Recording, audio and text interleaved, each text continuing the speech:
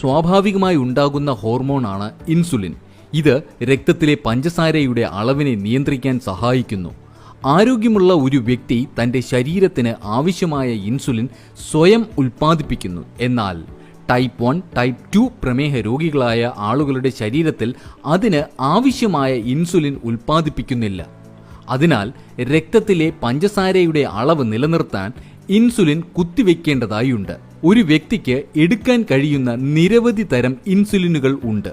എന്നാൽ ഇത് അവരുടെ ശരീരം എത്രത്തോളം ഇൻസുലിൻ ഉൽപ്പാദിപ്പിക്കുന്നുവെന്നും അവർ ഏതുതരം ഭക്ഷണമാണ് പിന്തുടരുന്നത് എന്നതിനെയും ആശ്രയിച്ചിരിക്കുന്നു.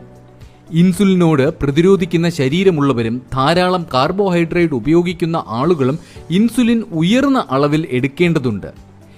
ഏത് ഇൻസുലിനാണ് ഉപയോഗിക്കേണ്ടത്, എത്ര ഡോസ് ഉപയോഗിക്കണം, ഏതു സമയത്താണ് ഇഞ്ചക്ഷൻ എടുക്കേണ്ടത് തുടങ്ങിയ കാര്യങ്ങളിൽ വ്യക്തത വരുത്തിയ ശേഷം മാത്രമേ ഇൻസുലിൻ ഉപയോഗിക്കാൻ പാടുള്ളൂ.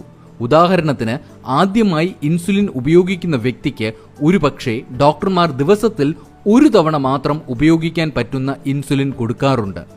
പ്രമേഹത്തിന്റെ തോത് വളരെ കൂടി നിൽക്കുന്ന ഘട്ടത്തിലാണെങ്കിൽ നിർബന്ധമായും 2 ഡോസ് ഇൻസുലിനോ അപൂർവം ചില ഘട്ടങ്ങളിൽ 3 ഡോസ് നിർദ്ദേശിക്കാറുമുണ്ട്. ഇൻസുലിന് ശേഷം ചില വ്യത്യാസങ്ങൾ നമ്മുടെ ശരീരത്തിൽ അനുഭവപ്പെടാം. ഇൻസുലിൻ കുറഞ്ഞ അവസ്ഥയിലാണ് ഇത് ഉപയോഗിക്കുന്നതെങ്കിൽ ശരീരത്തിൽ ഒരു പ്രത്യേക ഉന്മേഷത്തിന് സാധ്യതയുണ്ട്. ധാരാളം വെള്ളം കുടിക്കുക, കൂടുതൽ മൂത്രമൊഴിക്കുക എന്നീ ലക്ഷണങ്ങൾ ഉള്ള രോഗിക്ക് ഇവ കുറഞ്ഞു വരാൻ സാധ്യതയുണ്ട്. ഇൻസുലിൻ ഡോസ് കൃത്യമല്ല എങ്കിൽ ചില രോഗികളിൽ ഷുഗർ തീരെ കുറയുന്ന ഹൈപ്പോഗ്ലൈസീമിയ ഉണ്ടാകാൻ സാധ്യതയുണ്ട്.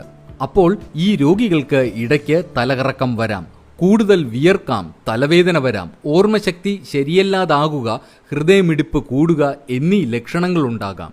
അങ്ങനെ സംഭവിച്ചാൽ നിങ്ങൾ ഇൻസുലിൻ നിർദ്ദേശിച്ച ഡോക്ടറെ ഒന്നുകൂടി കണ്ട് ഡോസ് ഉറപ്പാക്കേണ്ടത് അത്യാവശ്യമാണ്.